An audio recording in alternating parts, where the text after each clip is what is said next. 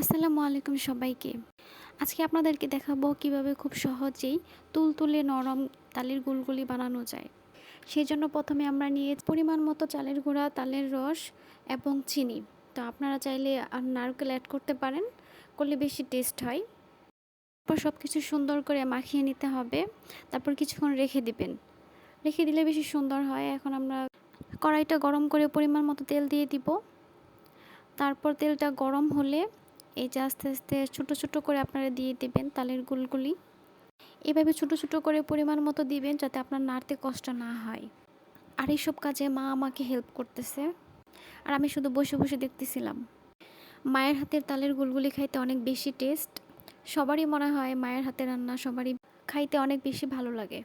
এই যে দেখেন আস্তে আস্তে সুন্দর কালার হয়ে আসছে।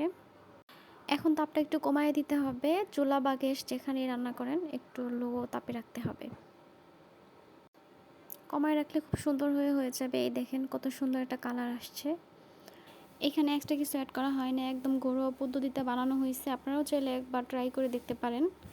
দেখেন কত সুন্দর একটা কালার আসছে। আপনারাও এভাবে একবার ট্রাই করতে পারেন। একদম তুলতুলে আর নরম। আর গুলগুলির ভেতরটা দেখলে আপনারা বুঝতে পারবেন কতটুকু সফট। এটা দেখেন একদম কেকের মতো।